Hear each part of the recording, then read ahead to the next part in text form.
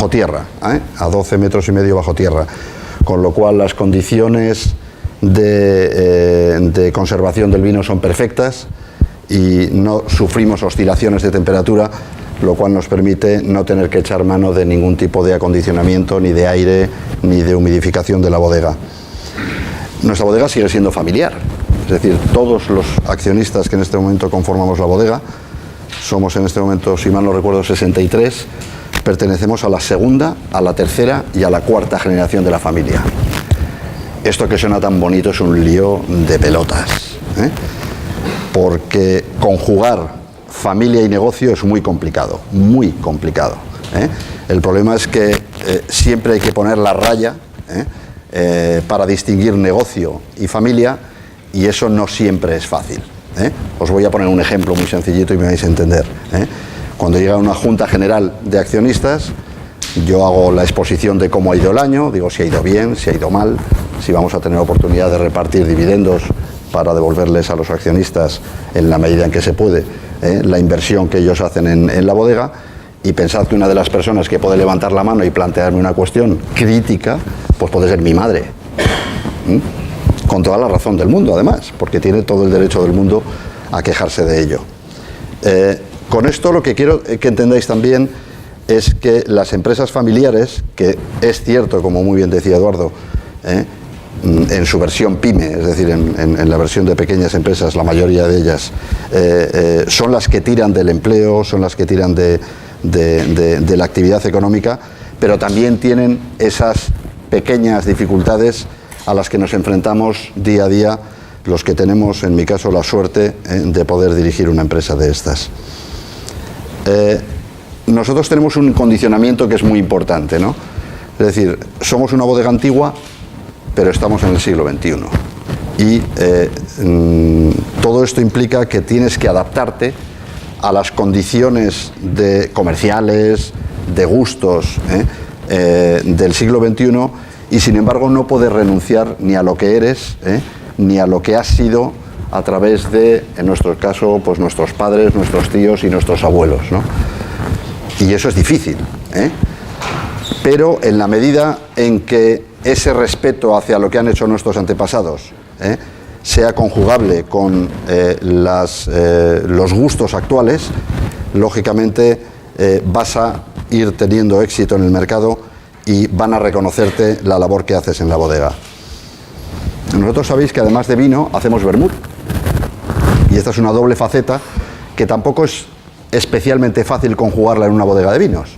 En primer lugar, porque no sé si sabéis que la normativa de Rioja impide la coexistencia en una misma instalación de productos amparados y no amparados por la denominación de origen calificada Rioja.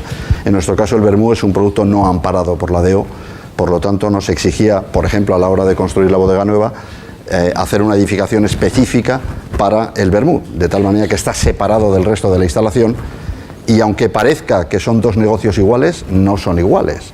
Es decir, el perfil del consumidor del vermú no es exactamente el perfil del consumidor de vino, y el mercado al que te diriges con el vermú tampoco es exactamente el mercado al que te diriges con el vino. Pero bueno, eso al final es un reto muy apasionante, ¿no? Porque lo que tienes que hacer es orientar la comercialización de uno y otro a aquellos segmentos en donde sabes que puedes tener éxito, o que por lo menos vas a intentar tener éxito. Nosotros, para que os hagáis idea, producimos aproximadamente 1 millón de botellas al año de vinos, mayoritariamente tintos. Estamos hablando de un 95% de tintos, rosados y blancos. La mayor parte de ellos salen en exportación. La verdad es que en España vendemos muy poquito blanco y rosado. Y luego hacemos en este momento pues unas 200.000 botellas de vermut. Son negocios diferentes, exigen instalaciones diferentes, y para ello contamos con una sala específica para el vermú, donde no solo hacemos la elaboración, sino que también hacemos la crianza, porque como sabéis, nosotros hacemos no solo un vermú básico, sino que hacemos también un vermú envejecido en barrica. Uno tiene 7 meses de envejecimiento y otro tiene 14 meses. Y luego la instalación de vino, por así decirlo, contamos en este momento con unas 8.500 barricas. No veáis el lío que supone manejar 8.500 barricas, más un tren de embotellado de producción de unas 6.000 botellas hora. ¿A qué nos enfrentamos en Rioja? Es decir, ¿cuáles son los retos con los que tienes que afrontar y luchar día a día en el mundo fundamentalmente del vino, que es de lo que más voy a hablar, puesto que ocupa el 90%, el 95% de nuestro negocio. Bien, en primer lugar, sujetarte a la normativa de Rioja. Yo me gustaría que entendierais todos que esa imagen que muchos tienen de Rioja, de que, bueno, aquí estos días que estamos de vendimia, corren los remolques de uva que se va fuera, que viene de fuera. Bueno, yo os diría que Rioja, como sabéis, es una de las dos únicas denominaciones de origen calificadas que hay en España. La otra es Priorato, que para que os hagáis idea, hace menos vino que lo que hace aquí solo Bodegas La Rioja Alta. Es decir, 2,5 millones de botellas, es decir, que es muy poco significativa. La normativa de Rioja es una normativa muy estricta que va desde el campo, es decir, desde cuántos kilos puedes producir por hectárea, hasta cómo tienes que hacer la poda, y luego cuántos litros de vino puedes producir de cada X kilos de uva. Es decir, en Rioja solo se pueden producir 70 litros de vino de cada 100 kilos de uva, ¿vale? Es decir, que es mucho más serio de lo que la gente cree. Los controles son exhaustivos. Nosotros ahora mismo, por ejemplo, como todo el resto de las bodegas, tenemos a un vigilante en la cabina de recepción de uva que lo que hace es controlar cada entrega de uva que se hace. Y eso se hace con una tarjeta, es decir, es como una tarjeta de crédito. Es decir, el consejo te da 60.000 kilos de uva y tú cada vez que vas a la báscula descargas, metes tu tarjeta y te lo restan. De tal manera que cuando llegas a cero sale un pitidito que normalmente al viticultor le sienta bastante mal y dice, vaya, ya he llegado, pues todavía me quedan no sé cuántos kilos. Bueno, pues esos kilos se van a quedar en la viña. Con esto lo que quiero que entendáis es que la denominación de origen Rioja es mucho más seria de lo que la gente cree.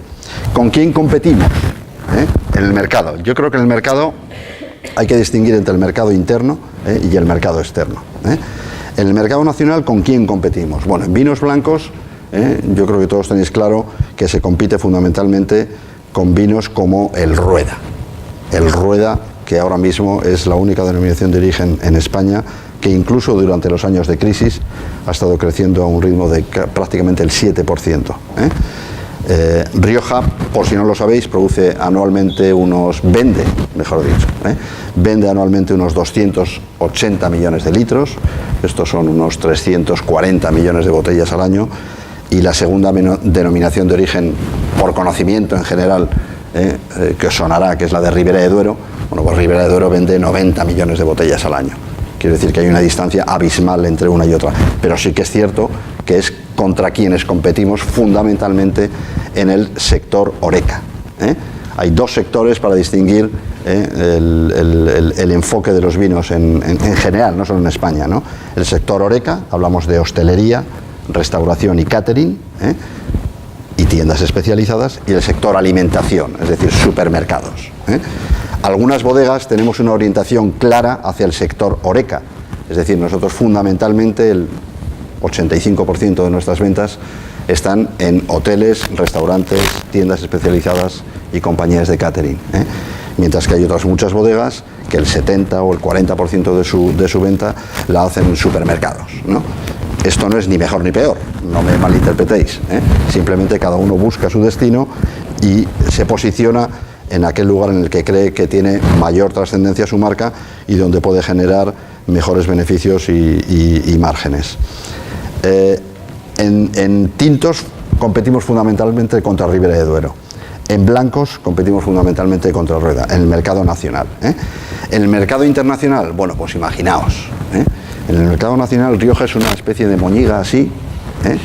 Cuando viajas al extranjero, yo viajo muchísimo al extranjero, afortunadamente tengo la suerte de conocer muchísimos países, y hay muchos países en los que dices Rioja y no saben lo que es. De ninguna manera, no saben lo que es. Este es uno de los retos que tenemos que afrontar día a día, ¿no? Imaginaos cuando viajas a China y pretendo que un chino diga Martínez La Cuesta. Tela. Porque bueno, le dices Cune y es muy fácil. Al final lo dirá, es un bisílabo y lo dice muy fácil, pero Martínez La Cuesta, entonces al final les digo La Cuesta o les digo Martínez o digo, oye, llámalo como quieras. Pero es muy complicado.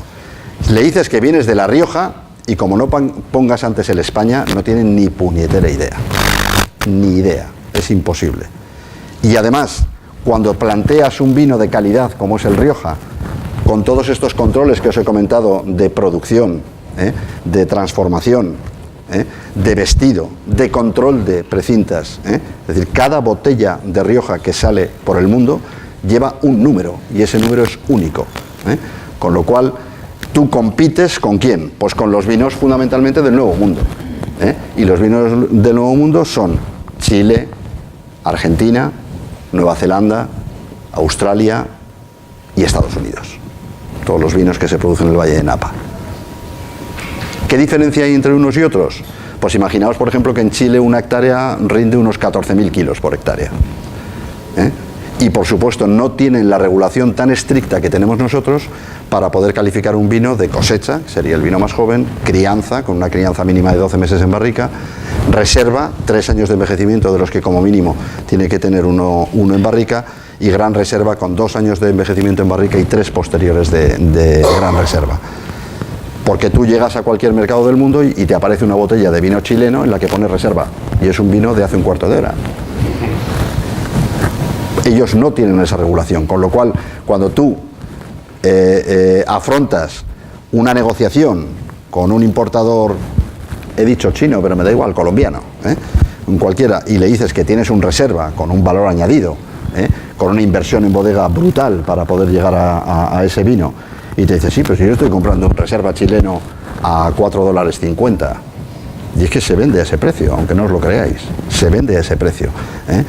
El reto es conseguir convencerle de que los controles que tenemos en Rioja garantizan que lo que nosotros te estamos contando de ese vino es cierto, y que la inversión que hay que hacer para llegar a comercializar ese vino es una inversión verdaderamente importante.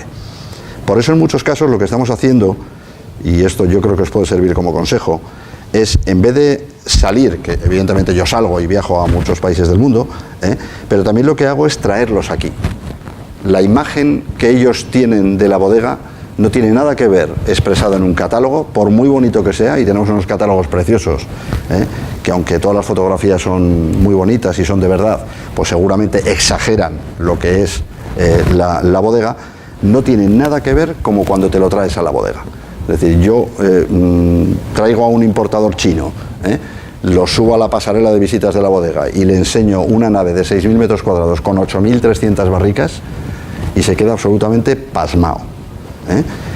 Eso os puede probablemente servir en el futuro. No es tanto salir y vender, que es una labor durísima, de verdad que es a veces frustrante, como no intentar explicarle lo que tú tienes, sino traértelo a tu casa para que lo vea, ¿no? Si en el futuro cualquiera de vosotros tiene una empresa, por pequeña que sea, no os dé ninguna vergüenza. Todos hemos empezado desde muy poquito y despacito vamos creciendo. No tengáis ningún temor a que la gente vea lo que haces. La gente tiene que ver lo que haces, tiene que saber cuáles son los procesos que tú aplicas en tu casa para llegar a un producto final e intentar venderle ese producto final con un producto de calidad, un producto con trazabilidad y un producto que en definitiva tiene un proceso que en nuestro caso además es especialmente largo. Pensad que nosotros ahora mismo estamos metiendo la cosecha del 2016 y que nuestro gran reserva del 2016 se va a vender como mínimo en 2027. Es decir, que ahora mismo vamos a enterrar cuando esté hecho un vino, y yo me voy a olvidar de ese vino hasta el año 2027. Creo que todavía estaré trabajando. Me queda poco ya para jubilarme. Me quedan unos 13 años, voy a andar justito para verlo en el mercado. Pero ese es el reto, por ejemplo, al que nosotros nos enfrentamos en un tipo de negocio como es una bodega, especialmente una bodega en Rioja, de ciclos de maduración muy largos. Nosotros el periodo medio de maduración que tenemos en la bodega es de 3 años y medio. Es decir, que la media de los vinos que salen de la bodega al final han pasado 3 años y medio previamente en nuestras existencias. Lógicamente, dándoles valor añadido continuamente como consecuencia de las trasiegas que el vino sufre a lo largo de su envejecimiento en barrica, y luego permaneciendo en botella durante 2, 3, 4, 5 años, simplemente financiando lo que es un stock tan enorme como es el nuestro, por ejemplo, de aproximadamente 500.000 de botellas. Por lo tanto, cuando sales al extranjero y en ese entorno internacional, el mayor reto es competir contra bodegas que producen el triple de cantidad de vino que tú a precios infinitamente más competitivos. ¿Cuál es tu arma? La única que puedes escribir, que es la calidad. La calidad en el proceso y la calidad en el producto final. Nada más. Es imposible convencerle a un paisano en Colombia de que tu vino de crianza, que vale 6 euros, es muchísimo mejor que un vino chileno que le cuesta $3,50. Y si no argumentas como única solución la de la calidad en el proceso y la calidad del producto. Es imposible. Por eso, esa calidad, entiendo que debe ser casi el norte al que debéis mirar siempre en cualquier proceso productivo que tengáis. Y no estoy hablando de procesos de producción material, estoy hablando de procesos de producción de servicios. Es decir, quizá alguno de vosotros en un futuro relativamente cercano pues lo que haga sea, pues qué sé yo, una consultoría, una gestoría administrativa, cualquier tipo de eso. Calidad y servicio. A veces es mucho más importante el servicio posterior a la venta que la propia venta. Es mucho más importante dar un gran servicio después de vender, preocuparte por cómo ha llegado la mercancía, saber si has tenido algún problema, corregir errores que han podido surgir a lo largo del transporte o a lo largo de la propia producción.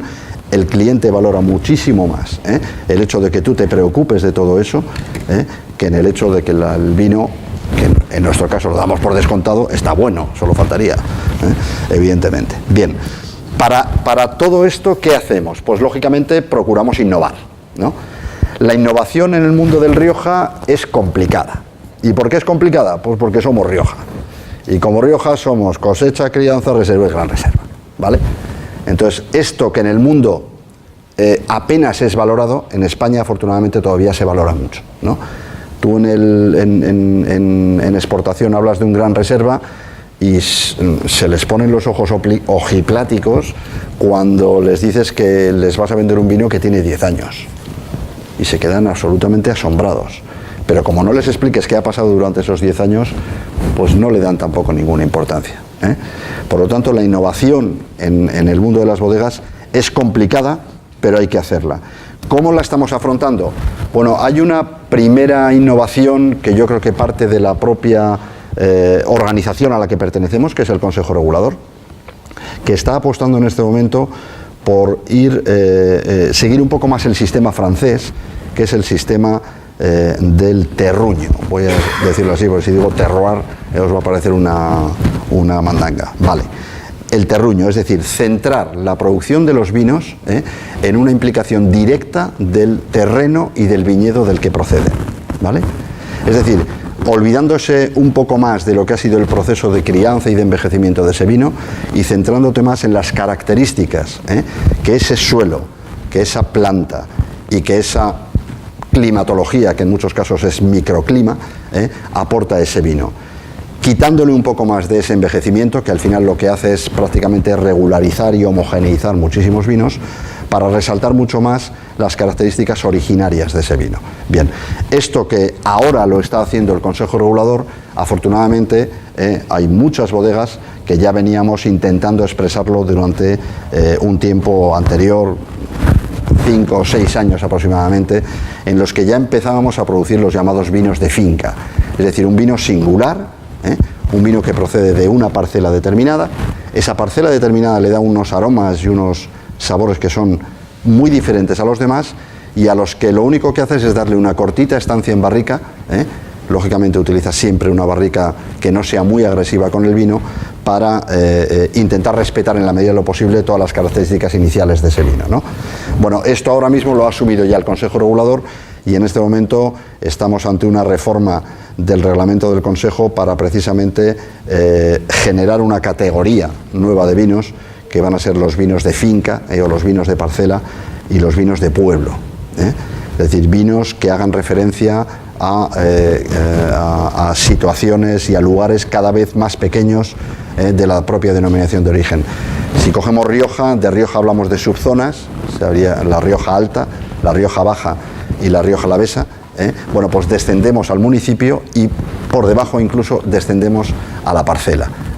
Esto es algo totalmente novedoso, es algo que ha generado además un debate bastante importante. No sé si recordáis que en este mes de diciembre se montó jaleo bastante importante en Rioja, porque una bodega bastante conocida decidió salir del Consejo Regulador porque creía que el Consejo Regulador no daba cobertura a ese tipo de vinos. Lo cierto es que tampoco le dio tiempo al Consejo Regulador para hacerlo, pero bueno, tomó la decisión de salir del Consejo, y veremos cómo le va fuera del Consejo, porque os decía hace un momento que si es difícil salir al mercado y explicarle a alguien, imaginaos en Indonesia, decirle a un tío que eres de Rioja, pues es como decirle buenos días, exactamente igual, no tiene ni idea de dónde está Rioja.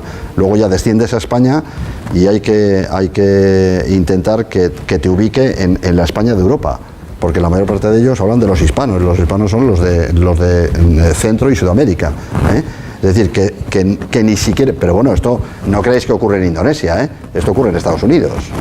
O sea, en Estados Unidos les tienes que decir, soy de España, pero de la España de Europa, porque no lo entienden. Desgraciadamente hay mucha incultura en ese sentido. Pero, decía, si eso es dificultoso para nosotros en este momento, imaginaos cuando alguien salga por ahí a decir que mi vino es marca X, no quiero hablar de la marca, pues no procede, pero al final no le va a quedar más remedio que darle alguna referencia, y al final va a terminar diciendo pues que son viñedos que antes estaban en Rioja pero que ahora no están. Es decir, Rioja, afortunadamente, en ese sentido supone un paraguas muy importante para los vinos. ¿Qué más dificultades o qué más innovaciones nosotros estamos haciendo? Bueno, como consecuencia de esas dificultades de las que mencionaba, vamos a cambiar de aspecto y vamos a irnos al vermú, ¿no? ¿Qué hemos hecho con el vermú? Bueno, el vermú tampoco representa en nuestro negocio una parcela excesivamente importante, aproximadamente un 20%, pero claro, es un 20% al que hemos llegado este año viniendo prácticamente de un 8% hace apenas 5 años. Y esto sí que nos está ocurriendo. El boom del vermú de estos últimos 3 años ha sido verdaderamente espectacular. O sea, lo que nos está pasando a nosotros con el vermú es casi indescriptible. De hecho, nos ha pillado el toro. Es decir, no pensábamos, porque aunque se decía que el vermú se iba a volver a poner de moda, vale, de acuerdo, pues se va a volver a poner de moda, pero de ninguna manera esperábamos un éxito tan brutal como el que estamos afortunadamente viviendo en este momento. Para que os hagáis idea, nosotros, os voy a poner un ejemplo muy sencillo para que lo entendáis. Nosotros a 30 de septiembre, este año ya hemos vendido lo mismo que todo el año pasado. O sea, estamos a un ritmo de crecimiento de entre el 30 y el 35% cada año. Y claro, eso está muy bien cuando tú solo haces un vermú rojo, que es meterlo en un depósito, aplicar la fórmula, hacer la maceración de hierbas, etcétera, etcétera. Pero claro, es que nosotros tenemos un gran porcentaje de nuestros vermús están envejecidos. Y claro, hasta ahora teníamos 140 barricas con las que conseguíamos el envejecimiento del vino, del vermú, de reserva y de la edición limitada, que tiene 14 meses, y en este momento pues no damos abasto, no llegamos. Y este es un problema que seguramente, ojalá os encontréis algún día, pero no para morir de éxito, sino para que este problema os haga reflexionar y aprender algo que a nosotros, por ejemplo, nos ha pillado, que es que hay que estar preparados para cuando, no solo para cuando las cosas vayan mal, que han ido en estos últimos años, no os voy a engañar, pues los años de la crisis han sido bastante duros para todos, sino también para aquellos años en los que, a medida que vas viendo que un crecimiento es sostenido y tiene chicha, es decir, tiene una base consistente, tienes que ir preparándote para ello, y esto no siempre es fácil. Por lo tanto, una lección que yo creo que debéis aprender es la de ser previsores. Hay que prever, hasta las circunstancias más inauditas pueden ocurrirte. Por lo tanto, tener ese tipo de previsión a mí me parece importantísimo. Todo esto, en nuestro caso, ha sido acompañado siempre de la implementación de tecnología de última generación, ¿no? Lógicamente nosotros, cuando construimos la bodega nueva, lo que hicimos fue meter toda la maquinaria y todas las instalaciones nuevas. Imaginaos lo fácil que es ahora meter 28.000 kilos de uva en un depósito de 35.000 y darle un botoncito que es el ordenador central y decirle, mira, el depósito 31 tiene que hacer un remontado de 25 minutos cada 3 horas.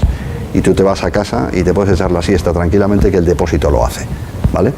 Bueno, esto antes no existía, por lo tanto hay que saber aprovechar todas las mejoras tecnológicas que te brinda en este momento la maquinaria vitivinícola. No es fácil tampoco, porque hay gente que es muy reacia a la instalación de este tipo de tecnología de última generación, pero yo creo que al final es el futuro. Lo que ocurre es que en el mundo del vino se producen circunstancias tan anacrónicas como que pasamos de producir el vino en los lagos de piedra de sillería, de ahí saltamos a los depósitos de hormigón, de cemento o de hormigón, de ahí saltamos al inoxidable o a la madera, y ahora, o sea, todo parece que indicaba que íbamos así, y de repente ahora hay alguien que ha dicho no, y mucho mejor que el inoxidable es el hormigón. Y entonces ahora dice, bueno, ¿y ahora cómo vuelvo ya al hormigón? Si el hormigón está obsoleto, ¿cómo construyo yo depósitos de hormigón?